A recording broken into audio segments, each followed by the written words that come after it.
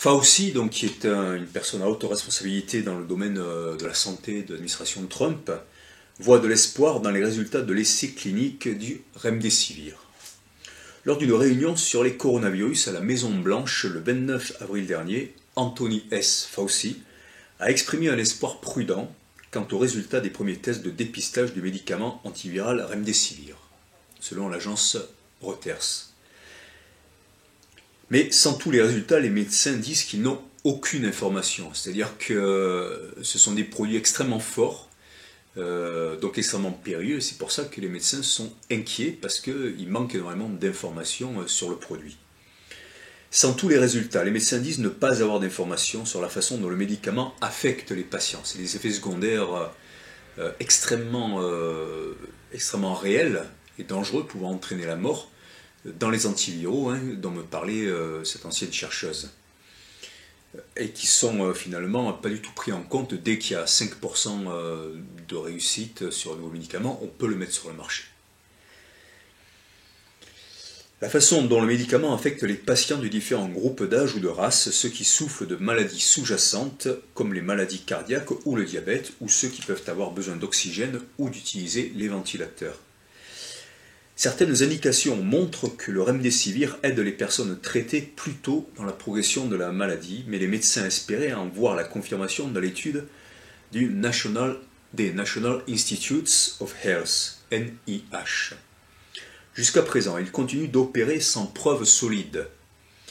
Dans son autorisation d'urgence, la Food and Drug Administration a donné peu d'indications sur les patients à privilégier pour les rares réserves de Remdesivir, si ce n'est de préciser qu'il doit être utilisé, ouvrez les guillemets, chez les adultes et les enfants hospitalisés pour une maladie grave, fermez les guillemets. Donc la question c'est, est-ce que le coronavirus est toujours une maladie grave, quand on voit ce que disent les spécialistes internationaux, et les chiffres qui finalement semblent indiquer que c'est pas si grave que ça finalement, même si bien sûr ça peut entraîner la mort quand on a déjà plusieurs problèmes de santé, qu'on est âgé et en surpoids. Ce que la situation nous impose, c'est de prendre des décisions sans disposer des informations nécessaires. Donc nous volons à l'aveuglette, a déclaré Mark G. Sidner, médecin spécialiste des maladies infectieuses au Massachusetts General.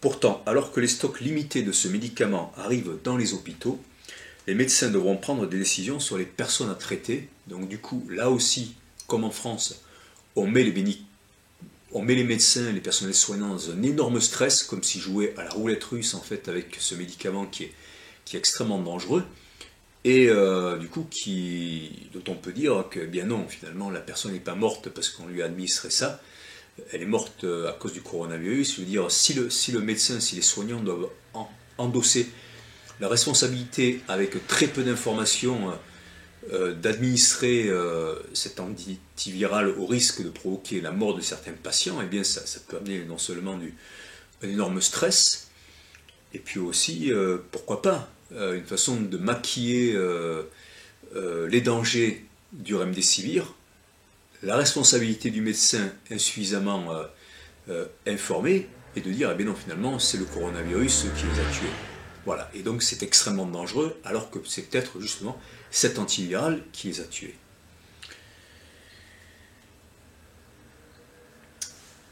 Ce que la situation nous... Voilà, ça j'ai lu. Pourtant,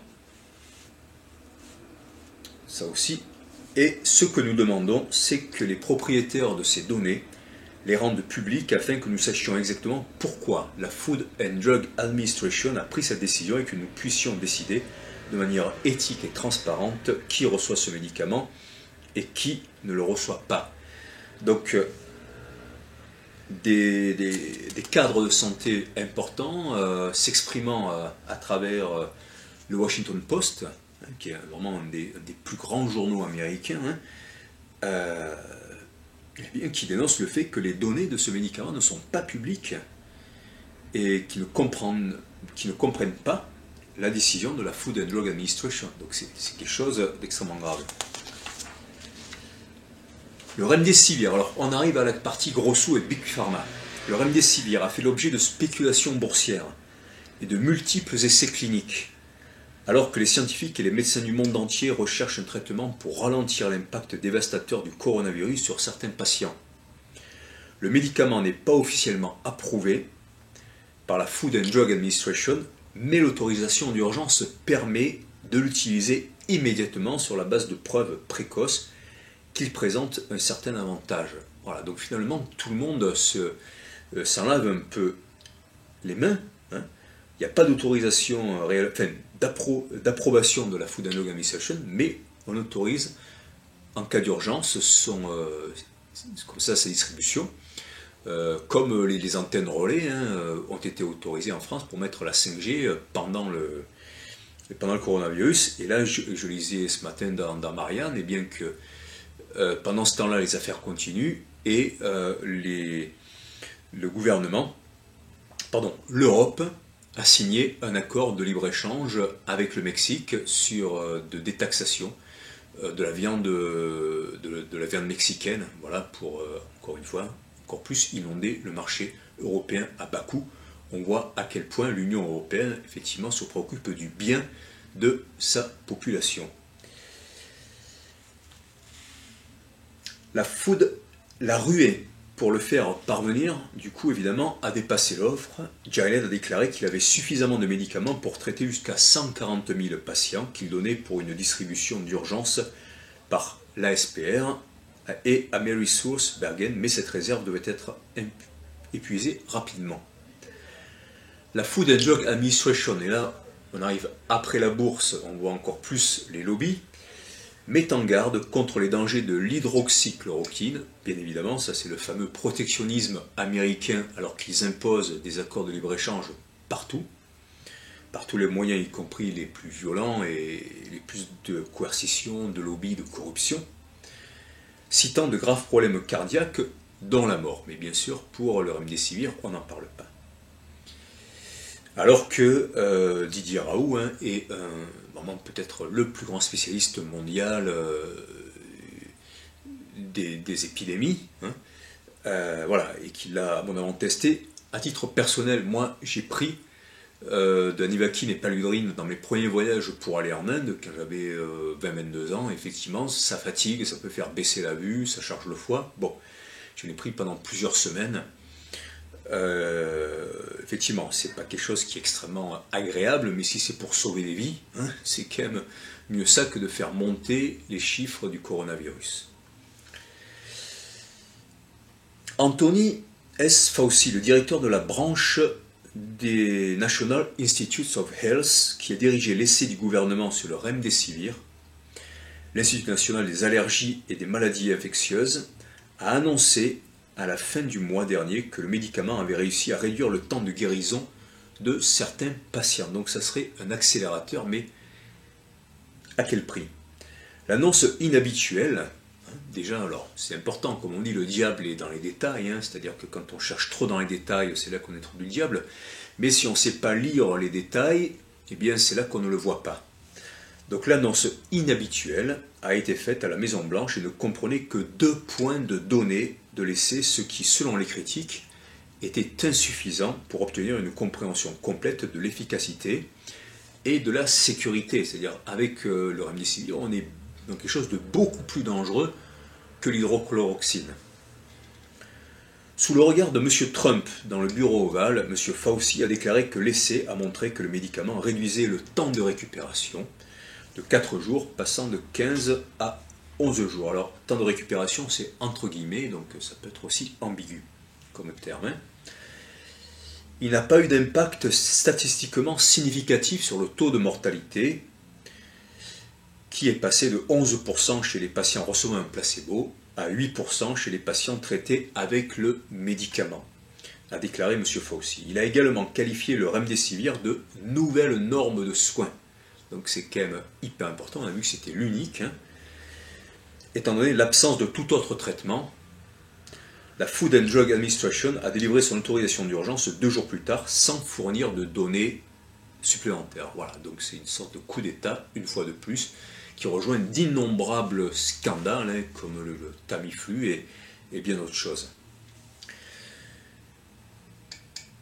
Le NIAID, alors c'est l'Institut national des allergies et des maladies infectieuses, a déclaré jeudi qu'il prévoyait de publier un rapport préliminaire des premiers résultats, ouvrez les guillemets, dans les premières semaines, fermez les guillemets. Conan McDougall, pharmacien clinicien spécialisé dans les maladies infectieuses de l'Université de Californie à San Francisco, a tenté de suivre la distribution du remdesivir en menant des enquêtes informelles auprès des hôpitaux. En ce moment, dit une source, on ne sait pas exactement quels critères sont utilisés pour décider de l'attribution.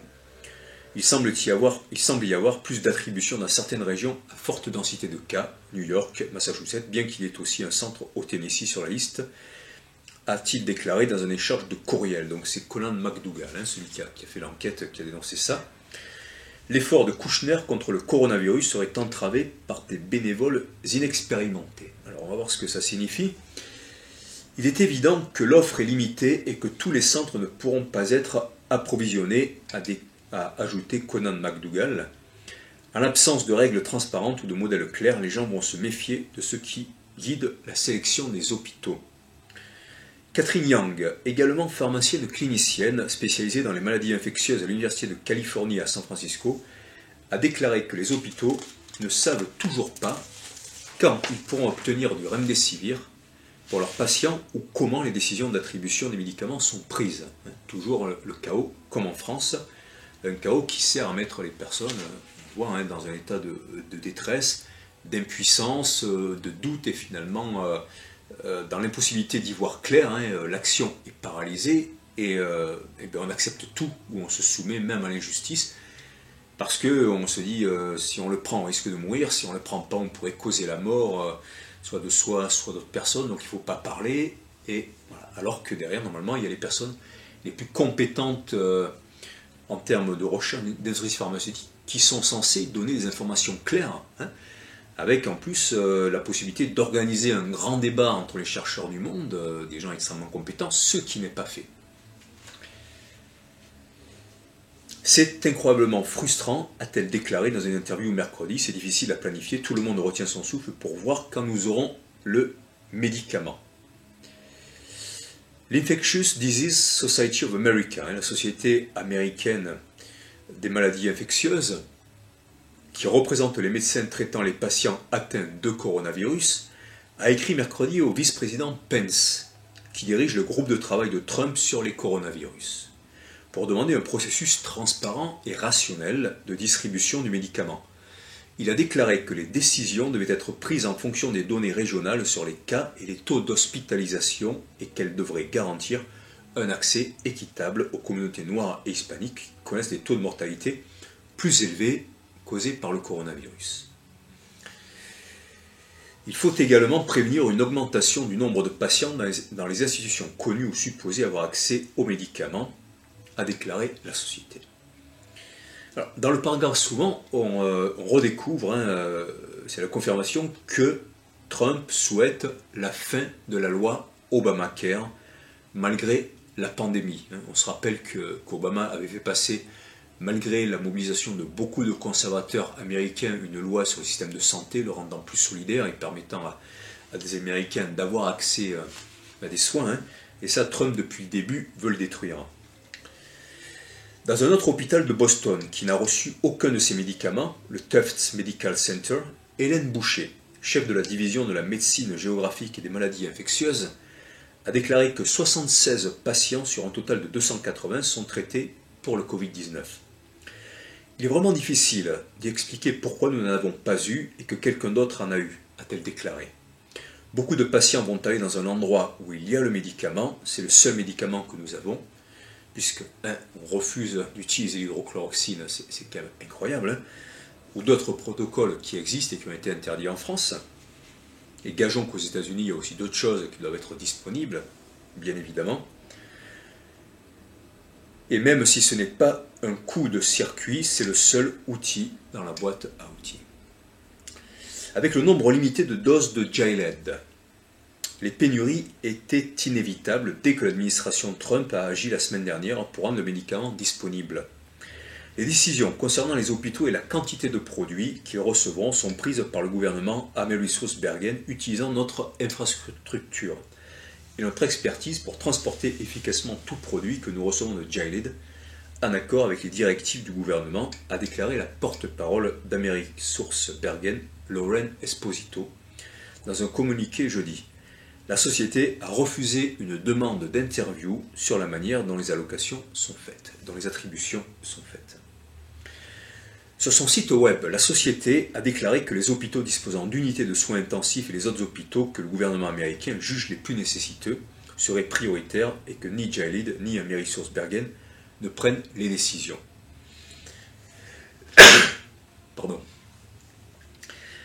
Gilead a déclaré dans un communiqué de presse mardi qu'elle cherchait des partenaires commerciaux dans le monde entier, bien évidemment, après avoir, à travers sa chaîne BFM, combattu le professeur Raoult avec l'hydrochloroxine et tout ça, pour l'aider à fabriquer le médicament selon un calendrier accéléré. Voilà que donc on risque de mettre sur le marché un médicament extrêmement dangereux qui pourrait causer la mort, une mort qu'évidemment on imputerait au coronavirus. Vu la transparence, vu l'opacité de Big Pharma. L'entreprise n'a pas répondu aux demandes de commentaires jeudi. Le remdesivir est un liquide qui doit être administré par voie intraveineuse. Et la société a déclaré qu'il nécessite un processus de fabrication plus complexe qu'une simple pilule.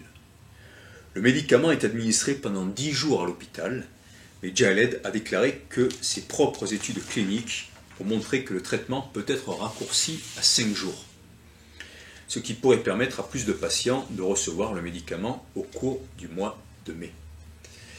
Gilead a découvert le médicament il y a environ 10 ans, mais la plupart des travaux de laboratoire et de tests sur les animaux ont été effectués par des laboratoires financés par le gouvernement. Donc là, on peut dire, oui, le gouvernement, eh bien, c'est pour le bien public. Or, on sait bien que non, quand on voit qu'aux États-Unis, c'est un milliardaire qui a arnaqué énormément de monde, qui a un respect du travail humain ou des femmes, et de l'écologie quasiment inexistant. Et qu'en France, c'est un ancien banquier, et Emmanuel Macron, dont tout le parcours économique, il a bossé pour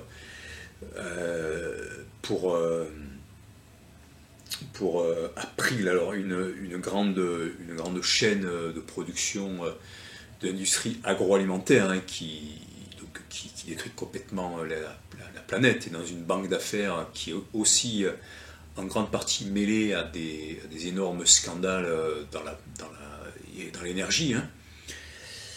Eh bien, voilà, donc ce sont des laboratoires financés par le gouvernement, et quand on voit à quel point le privé et le public, les intérêts financiers, l'impérialisme économique sont liés aux États-Unis, comme dans beaucoup d'autres endroits, eh bien, on se pose des questions. La société n'a pas annoncé de prix pour le remdesivir, mais des débats publics sur la tarification ont déjà commencé. Public Citizen, entre autres groupes, a déclaré qu'il devrait être fourni aux patients à un coût de 1 $ par jour, ce qui correspond à l'estimation d'une équipe universitaire. Mais un organisme indépendant à but non lucratif qui analyse la valeur des produits pharmaceutiques, l'Institut de révision clinique et économique, a déclaré que Gilead serait justifié de facturer jusqu'à 4 500 $ pour un traitement de 10 jours, en fonction des économies réalisées par les systèmes de santé et d'autres facteurs. C'est-à-dire qu'en fait, ça pourrait quand même énormément lui rapporter. Alors on peut dire oui, c'est normal parce qu'il sauve des vies, mais on voit qu'il peut aussi en perdre beaucoup, et il empêche d'en sauver autrement par d'autres méthodes. Fauci a fait cette annonce le jour même où la revue médicale, alors là on arrive aussi à quelque chose d'important, Fauci a fait cette annonce le jour même où la revue médicale The Lancet, une revue médicale très célèbre, a publié les résultats complets d'un essai clinique randomisé, au hasard donc en Chine, qui n'a montré aucun bénéfice du médicament. Mais cette étude a été interrompue prématurément car elle n'a pas permis de recruter suffisamment de patients. Bon, elle a quand même montré aucun bénéfice du médicament. Quand on voit que dans la recherche pharmaceutique, parfois c'est uniquement 5% de résultats positifs selon un protocole assez étroit et sans tenir compte des effets secondaires qui permettent de mettre un médicament sur le marché, comme me le révélait ce matin cette chercheuse, eh bien on voit qu'il n'y a aucune objectivité par rapport au remdesivir. Certains experts, pour conclure, écrivent Christopher Rowland et Laurie McGinley, certains experts en essais cliniques ont soulevé des questions sur l'essai des National Institutes of Health parce que la NIAID, dont j'ai donné l'explication tout à l'heure, sur les maladies, les maladies infectieuses, a modifié la mesure principale des résultats 2 semaines avant l'annonce de Fauci. C'est-à-dire qu'on revient au début de l'article du Washington Post, quelque chose qui pose évidemment de gros problèmes, c'est le fait que les protocoles avaient été changés peu de temps avant de valider ce médicament. C'était le titre de paragraphe, je le rappelle, c'était dans la première partie d'intervention. Les chercheurs du gouvernement ont modifié le système de mesure pour évaluer le médicament coronavirus remdesivir pendant l'essai clinique. Voilà. Vous voyez, c'est extrêmement préoccupant, donc à titre personnel, je vous déconseille d'utiliser ce médicament. Voilà, je prends un risque, je ne devrais peut-être pas le prendre, mais je veux dire, quand on voit l'opacité de cela, alors bon, je ne suis pas médecin, je fais juste mon boulot d'informer.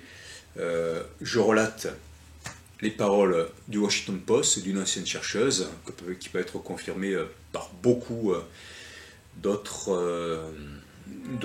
témoins de la recherche pharmaceutique. Donc à chacun de faire son propre choix. Moi personnellement, j'éviterai d'en prendre. Merci, bonne soirée.